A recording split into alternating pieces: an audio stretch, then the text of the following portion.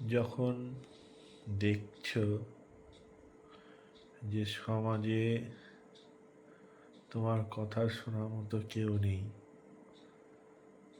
তখন একজন কিন্তু তোমার কথা শোনার জন্য বসে আছে। সে হচ্ছে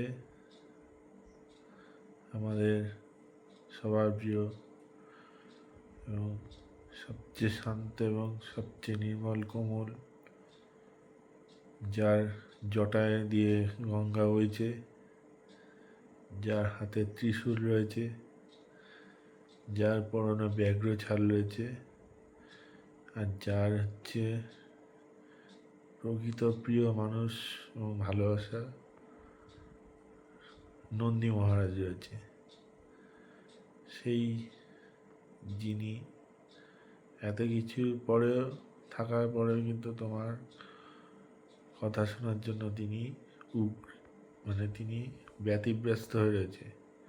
যখন এই সমাজ তোমার একটা কথা শোনার জন্য প্রয়োজন মনে করে না, তখন কিন্তু উনি ঠিক তোমার কথা শোনার জন্য তৈরি হয়ে থাকেন। কিন্তু আমাদের সবচেয়ে দুর্ভাগ্যের বিষয় যে আমরা সেই একটা সাদা কাগজে সেই কালো বিন্দুতেই প্রকাশ করে থাকি, যার ফলে সেই পুরো সাদা কাগজটাকে আর দেখতে পাই না। তা আমরা সে আমাদের যে কথা শুনবে তার জন্য তো আমাদের তার কাছে গিয়ে বলতে হবে।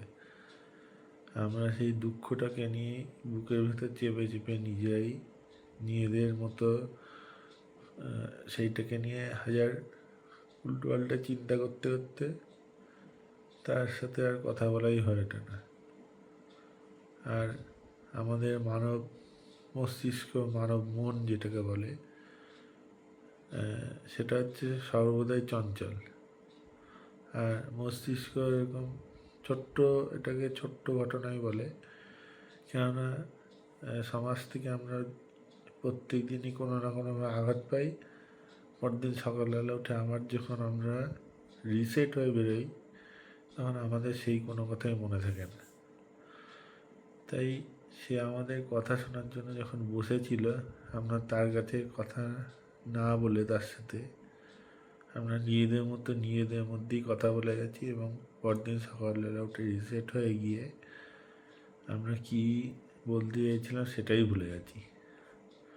আবার সেই একঘেয়েমিতে গিয়ে আবার সেই একই চক্রে গিয়ে আবার একই কাজ করে আবার ব্যথিত হয়ে পরদিন আবার সেই একই কাজই করে যাচ্ছি। তা সেই যিনি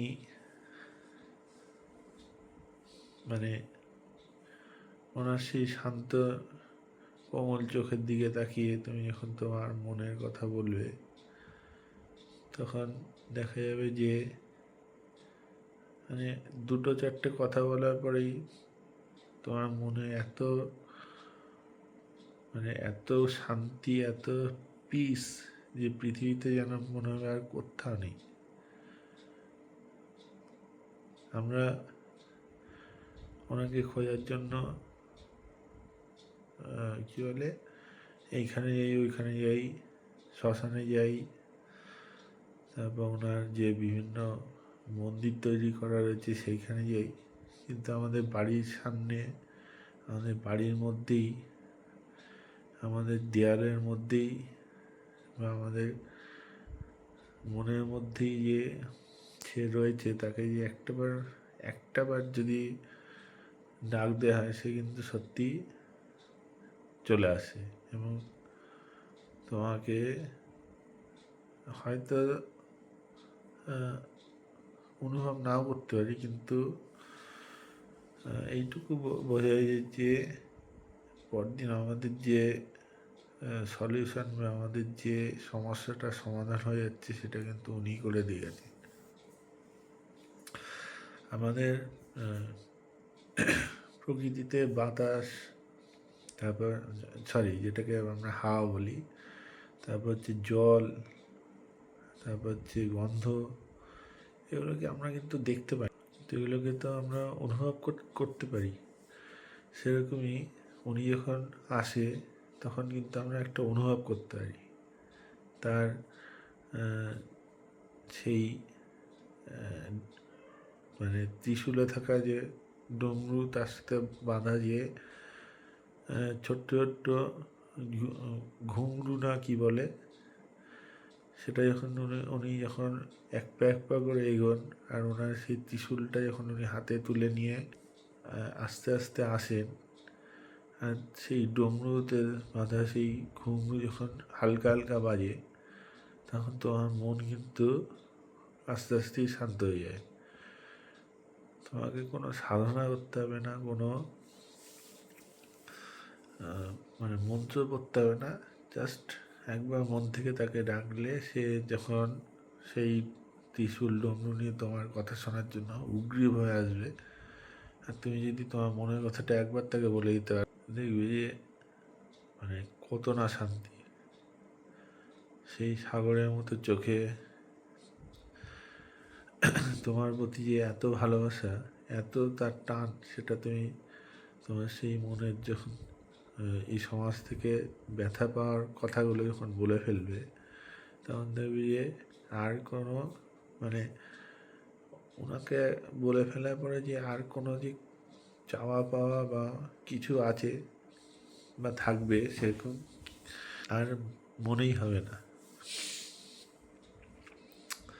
আমি যার কথা বলছি উনি হচ্ছে আমাদের পরম প্রিয় এবং পরম পূজ্য মহাদেব। হ্যাঁ, আমাকে বলা যায় যে আমি মহাদেবের ভক্ত, কিন্তু আমি লোক সমাজে সেই চিরাচরিত প্রথা অনুযায়ী যারা লোক মানে যারা দেখিয়ে সমাজকে দেখিয়ে যে আমি ভক্ত, আমার এই আছে সে আছে, আমি নই। আমি সম্পূর্ণ আলাদা। আমাকে আমার বাড়ির লোক দেখে ভাবে যে আমি কোনোদিনও কোনো মানে মহাদেবকে কোনোদিনও কোনো কারণের জন্য ডাকিও না, এবং আমি কোনো দেবদেবীকে ভাবভক্তি কিছুই করি না, কিন্তু আমার মনে সবসময় কিন্তু উনি বিরাজ করছে।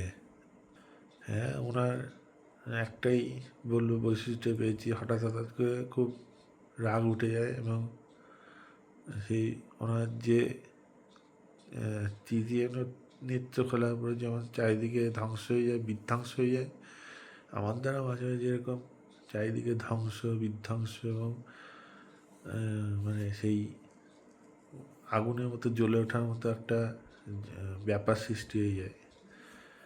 আর সেটা যখন সেই ক্রোধ যখন শান্ত হয়ে যায়, তখন যখন বিবেকের দংশনে নিয়েকে জ্বালিয়ে পুড়িয়ে যখন ভাবি যে ক্রোধে বসে যা করেছি সেটা কি ঠিক, তখন ওনার মন থেকে উনি সাড়া দেয় যে না, তুই যে কাজ করেছিস সেটা সম্পূর্ণ ভুল। কিন্তু মানে ভুল তো মানুষ একবারই করে, আর ভুল করার পরে হয়তো ক্ষমা চাওয়ার সেই যোগ্যতা বা সেই অধিকার বা সেই ক্ষমতা কিন্তু সবার নেই, আমার নেই। আমি আজ পর্যন্ত অনেক ভুল করেছি, কিন্তু আমি কারো কাছে ক্ষমা চাওয়ার জন্য যাইনি, বা সেই তার সামনে আর মুখোমুখি হওয়ার মতো কোনো মানে ক্ষমতা আমার আর নেই। আমার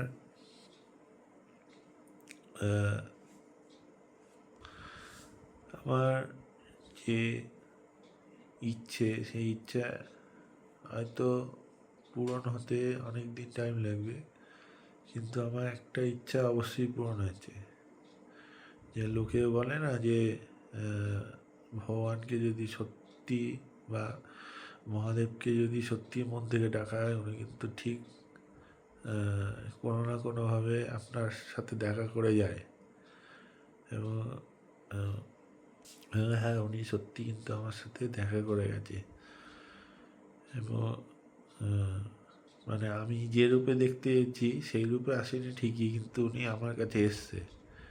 আর উনি যখন এসছেন তখন কিন্তু সেই ডমরুতে বাঁধা সেই ঘুঙরুর যে ছোট্ট ঝঙ্কার, সেটা কিন্তু আমি স্পষ্ট শুনতে পেয়েছি।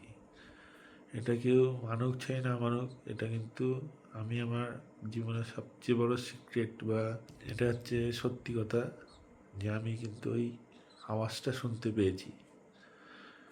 হয়তো অনেকেই ভাবতে হয় যে এই হচ্ছে ভুলভাল কথা বলছে, এরকম কি হয় নাকি? কিন্তু হ্যাঁ, অবশ্যই হয়।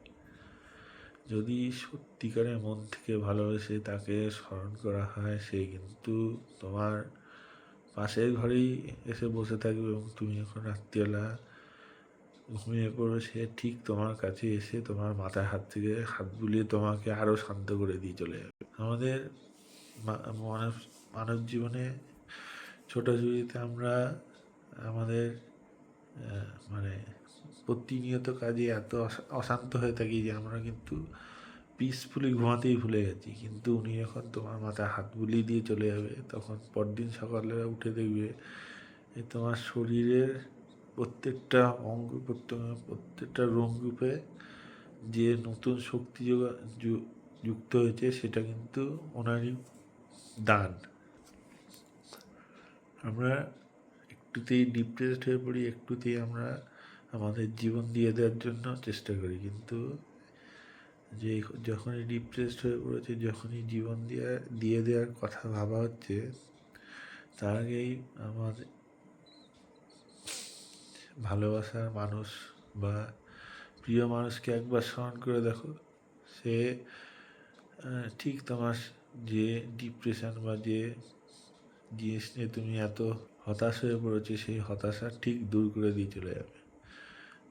হয়তো 2 দিন 3 দিন 4 দিন লাগবে, কিন্তু 5 দিনের মাথায় দেখবে যে তোমার আর সেই হতাশা বা সেই যে জিনিসটা নিয়ে তুমি সমাজের সাথে লড়াই করছিলে, সেই জিনিসটা ইজিলি সলিউশনে চলে এসছে, এবং তুমি তখন ভাবছি আরে এটা এত সোজা ছিল। কিন্তু তুমি যখন এটাকে ওই মহাদেবের হাতে ছেড়ে দিয়ে তুমি যখন নিশ্চিত হয়ে বলেছো যে না মহাদেব, আমার এই কাজটা আটকে আছে, তুমি আমাকে সাহায্য করো, দেখবে ঠিক তোমার সেই কাজ সম্পূর্ণভাবে বা সফলভাবে সেটা সম্পূর্ণ হয়ে গেছে। হ্যাঁ, আমরা জানি যে, বা আমি আমার ক্ষেত্রে বলি, আমার মধ্যে অনেক অশুদ্ধতা রয়েছে বা অনেক কিছু রয়েছে যেগুলোর থেকে আমি এখনও নিজেকে মুক্ত করতে পারিনি। কিন্তু তবু আমি মহাদেবের কাছে আমি প্রার্থনা করি যে এইগুলোর থেকে তুমি ধীরে ধীরে আমাকে মুক্ত করে দাও। আর অনেক ক্ষেত্রে মানে আমি আগে যা ছিলাম এখন যা হয়েছি, তাতে মানে মানে নিজেকে মাঝে মাঝে আয়নার সামনে তুলনা করে দেখি যে না সত্যি অনেকটা পাল্টে গেছি। শুধু একটাই হচ্ছে সমস্যা রয়েছে, যে এই দীর্ঘ টাইম একা থাকতে থাকতে এবং সমাজের বিভিন্ন চাপ, বিভিন্ন মানুষের মানসিকতার সাথে যুদ্ধ করতে করতে মাঝে মাঝে মাথার মধ্যে খুব আগুন ধরে যায়। তখন সামনে কে আছে না আছে হিতজ্ঞান শূন্য হয়ে তাকে হাজার কথা শুনিয়ে দেওয়ার পরে নিজের বিবেকের কাছে দংশনে ক্ষতবিক্ষত হয়ে এই মহাদেবের কাছেই কিন্তু আমি শরণ নিই যে আমি যে কাজ করেছি সেটা কিন্তু একদম ঠিক হয়নি, এবং বিবেকে মানে ক্রোধের বশে আমি হয়তো অনেককে অনেক কথা শুনিয়ে দিয়েছি বা অনেক খারাপ কাজ করে ফেলেছি তাদের সাথে। এই কাজের জন্য আমাকে মানে আমি তাদের কাছে ক্ষমা প্রার্থী। তুমি আমার হয়ে তাদের কাছে মানে আমার এই বার্তা আমি তো বলতে পারছি না, এই বার্তা তুমি তাদের কাছে পৌঁছে দিও, এবং অবশ্যই উনি আমাদের কথা রাখেন এবং এই কথা অবশ্যই তাদের কাছে পৌঁছে যায় কোনো না কোনোভাবে। এবং পৌঁছায় মানে পৌঁছানো সেটা হচ্ছে বিভিন্ন উপকারে, বিভিন্ন কর্মের মধ্যে দিয়ে পৌঁছায়। তা যে পৃথিবী না পুরো বিশ্বব্রহ্মাণ্ডের যিনি সমস্ত কিছুর দায়িত্বে রয়েছেন এবং তিনি হচ্ছে আদি পুরুষ এবং তিনি হচ্ছে মহান যোগী এবং তিনি হচ্ছে সবচেয়ে বড় উপাসক এবং সবচেয়ে বড় হচ্ছে সংসারী। তিনি সংসারের থেকেও তিনি বৈরাগ্য পালন করছেন, আবার বৈরাগ্য থেকে এসে তিনি আবার সংসারের সমস্ত কিছু খুঁটিনাটি তিনি দেখছেন। তাই এত বড় এত কিছু সামলেও কিন্তু তিনি আমাদের হাজারটা ভুলচুক, হাজারটা ব্যথা বেদনা কিন্তু উনি সব কিছু দেখে তার পরিমাপ করে কিন্তু তিনি আমাদের বিভিন্ন সময় বিভিন্নভাবে শিখিয়ে আসছেন বা শেখানোর চেষ্টা করছেন যে তুই যে পথে যাচ্ছিস বা যে কাজ করছিস সেটা কিন্তু একদমই ঠিক না। যে আমরা কখন বুঝতে পারি? আমরা এখন ঠান্ডা মাথায় চিন্তা করি, আমাদের বিবেকে যখন বাদে যে আমরা এই কাজটা করেছি এটা কিন্তু একদমই ভুল কাজ হয়েছে, সেই পয়েন্টটা কিন্তু উনি আগের থেকেই সাবধান করে দেন যে তোকে কিন্তু এই জিনিসটা আবার অনুসরণ করতে হবে, আবার তোর মনে পড়বে, তখন তোরই খারাপ লাগবে। তা আমার কথার প্রসঙ্গ হচ্ছে যে তোমাকে ভক্তি করার জন্য বা তোমাকে কাউকে আমাদের যে যারা সিদ্ধ পুরুষ বা আমাদের উপরে যারা আমাদের জন্ম দিয়েছে, আমাদের দেখভাল করছে এবং যাদের জন্য আমরা পৃথিবীতে রয়েছি, তাদের সবার আগে তাদের সেবা যত্ন করা উচিত। এবং হয়তো আমরা এক সময় বড় হব, আমরাও এক সময় তাদের জায়গায় যাব, হয়তো আমাদের মধ্যেও কিন্তু অনেক ভুলচুক রয়েছে, আমরাও কিন্তু এই ভুলচুক থেকে মুক্তি পাবো না। হয়তো তারা মুক্তি পায়নি, কিন্তু তারা কিন্তু আমাদের পৃথিবীতে এনেছে আমাদের সমস্ত কিছু কর্তব্য পালনে বা আমাদের সব কিছুর জন্য তারা তাদের লাইফে অনেক অংশ স্যাক্রিফাইস করে দিচ্ছে। তা সবার আগে তাদের কাছে গিয়ে যদি অ্যাকচুয়ালি ক্ষমা চেতে হয় বা তাদের সাথে কোনো খারাপ ব্যবহার করে, সবার আগে তাদের কাছে গিয়ে ক্ষমা চাওয়া উচিত। আর হচ্ছে কোনো মহাপুরুষ বা কোনো সিদ্ধপুরুষ বলেছিলেন যে ক্রোধ হচ্ছে ধ্বংসের সবচেয়ে মূল কারণ। তাই যখনই কোনো সময় ক্রোধ বা রাগ হবে তখন হচ্ছে নিজেকে সংযত করে রাখতে হবে, নিজের জিহ্বাকে সংযত করতে হবে, নিজের চিন্তাধারাকে সংযত করতে হবে, নিজেকে সংযত করতে হবে এবং করে বিবেচনা করে তবেই উত্তর দিতে হবে। আর যদি উত্তরে কিছু না থাকে তাহলে সেখানে চুপচাপ দাঁড়িয়ে সেই ক্রোধকে প্রশমন করে নিজের যেটা ভুল সেটাকে স্বীকার করে সেখান থেকে চলে আসতে হবে। আরও একটা কথা যে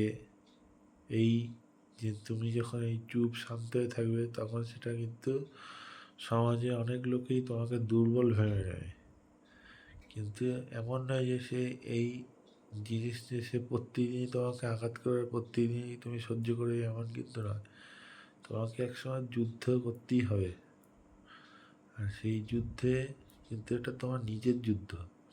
কেননা তুমি ভুল করে ফেলেছো, তুমি পশ্চাতাপ করছো, সেই পশ্চাতাপের আগুনে কিন্তু তুমি পুড়ছো।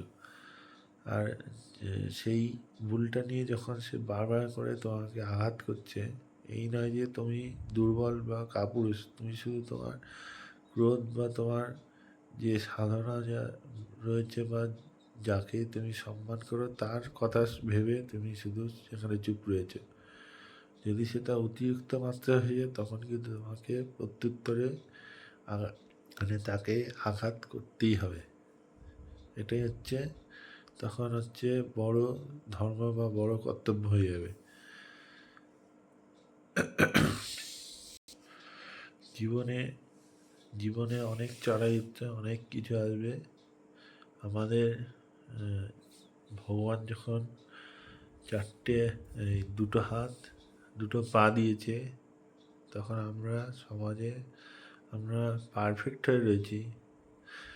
তা এরকম অনেকেই আছে যে যাদের অনেক অনেক কিছু অনেক অসুবিধা, কিন্তু তারা যখন হাসি মুখে সব কিছু মেনে নিয়ে তারা কাজ করতে পারছে, আমরা তাহলে সুযোগ সুবিধা পাওয়া সত্ত্বেও আমরা এত কিছু আমাদের থাকা সত্ত্বেও আমরা হেরে যাওয়ার মতো কথা ভাবি এবং আমাদের জীবনকে একটা সুতোর আগায় বেঁধে আমরা পরলোকে যাওয়ার পথ খুঁজে নিই। তো সেটা তো হয় না। সুতোর আগায় বেঁধেই বসে থাকতে হয় যতদিন না কর্মের যোগ বা তোমার যেটুকু কর্ম ছিল বা কর্মের ফল বাকি ছিল সেইটুকু ভোগ না করা পর্যন্ত তোমার এখান থেকে মুক্তি হয় না। সে হাজার ঘন্টা বাজিয়ে হাজার জায়গায় গিয়ে হাজার পিণ্ডদান এই দান সেই দান করলেও মুক্তি হবে না, যতক্ষণ না তোমার সেই কর্ম বা সেই কাজটা অসমাপ্ত রয়েছে।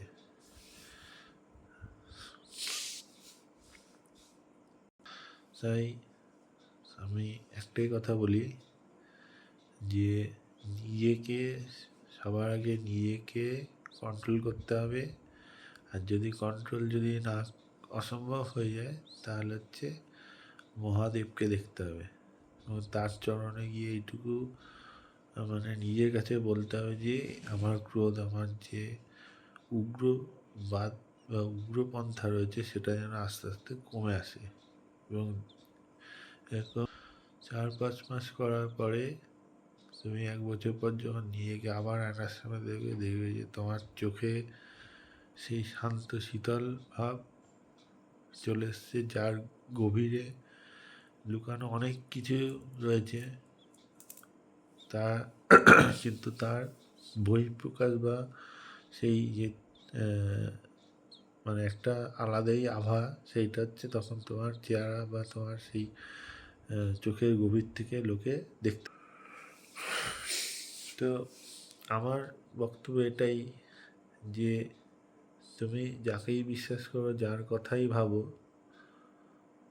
অন্তত তাকে তার কোনো না কোনো একটা ভালো দিক বা ভালো উপদেশ তার থেকে নিয়ে সেই উপদেশটাকে স্মরণ করে নিজের পথে এগিয়ে চলা বা এগিয়ে যাওয়া কর্তব্য। আমি যেমন মহাদেবকে স্মরণ করে মহাদেবের মতো তো হতে পারবো না, কিন্তু তার কিছু কিছু পথ বা কিছু কিছু চিন্তাধারা রয়েছে সেইগুলোর দিক থেকে সেগুলোকে আমি অনুসরণ করার চেষ্টা করছি। হয়তো কিছুটা আমার পরিবর্তন হয়েছে, সম্পূর্ণটা হয়নি, সম্পূর্ণ হতে এখনও টাইম লাগবে। তবে অবশ্যই একদিন তার এই চিন্তাধারা বা তার এই মতামত বা তার এই দেখানো পথে আমি চলতে পারবো। আজ তো সমাজের কথা বললাম না, মানুষের কথা বললাম না, নিজের কথা বললাম শুধু। সমাজ মানুষ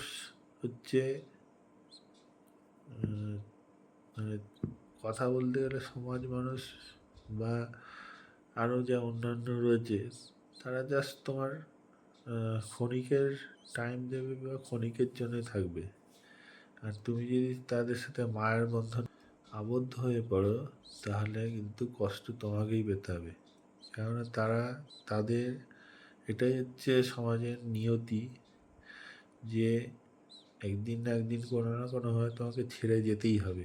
তোমার সাথে তার থাকার যেটুকু কাজ বা যেটুকু কর্তব্য ছিল সেটুকু সম্পূর্ণ হয়ে যাওয়ার পরে হাজার চেষ্টা করলে কিন্তু তোমার সাথে তার আর কোনোদিনও যোগাযোগ বা কোনোদিনও সম্পর্ক গড়ে উঠবে না। তাই এটাকে আমি বলছি যে এই মায়ার মধ্যে না পড়ে নিজের কাজ বা নিজের যে গোল সেটার দিকে ফোকাস করতে হবে। এবং এই মায়া থেকে একদিন সবাই বিচ্ছিন্ন হয়ে পড়বে। তাই নিজেকে কষ্ট না পেয়ে বা নিজেকে কষ্ট না দিয়ে নিজের কাজ বা নিজের যে নিজের যে নিজের যে চিন্তাধারাগুলো রয়েছে সেগুলোকে বহিঃপ্রকাশ ঘটাতে বা বহিঃপ্রকাশ ঘটানোর চেষ্টা করতে হবে। আমার এক মাস্টারমশাই ইংলিশ পড়াতেন, উনি একটা কথা বারবার করে বলতেন যে কাজটাকে হৃদয় থেকে করতে হবে। বা আমাদের যে টেক্সট বুক পড়াতেন উনি বলতেন যে ব্যাপারটাকে তুমি হৃদয় অঙ্গম করে নাও। মানে যখন আমরা মস্তিষ্ক ছেড়ে আমরা হৃদয় থেকে যে কাজ করি সেই কাজ কিন্তু 100% সফল হয়। আর যখন আমরা হৃদয় ছেড়ে মস্তিষ্ক থেকে কাজ করার চেষ্টা করি তখন কিন্তু সেটা উল্টো বিগড়েই যায়। কেননা আমাদের মস্তিষ্কে যত না ক্ষমতা আছে আমাদের হৃদয়ের মধ্যে থাকা সেই মহাদেবের ক্ষমতা তার থেকেও অসীম।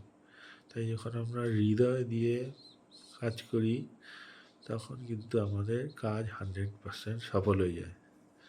আর যখন আমরা বুদ্ধি খাটিয়ে সেই কাজটাকেই করতে যাই সেটা দেখা যায় যে 50% সফল হয়েছে এবং আরও 50% সেটা অসফল হয়ে রয়েছে, সফলতা পাবেই না কোনো দিন।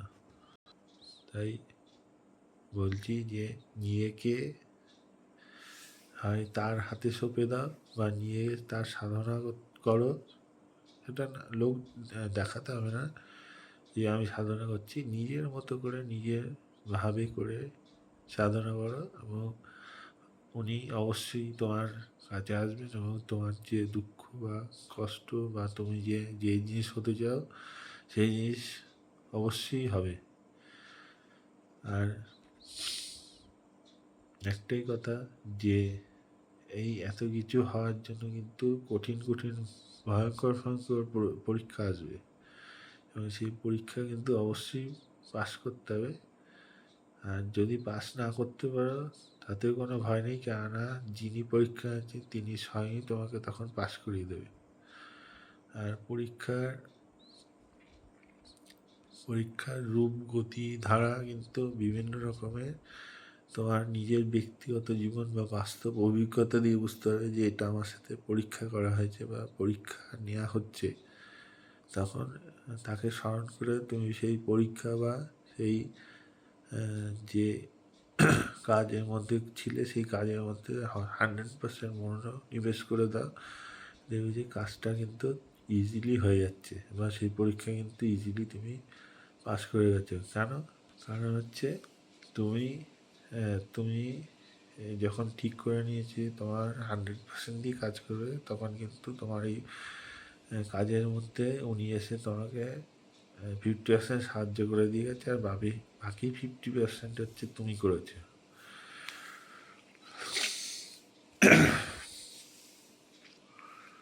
সমাজের বিভিন্ন প্রান্তে বিভিন্ন ধরনের মানুষের মানসিক চিন্তাধারা রয়েছে, তাদের মধ্যে কেউ ভালো কেউ খারাপ। আমাদের সব কিছু নিয়েই চলতে হবে।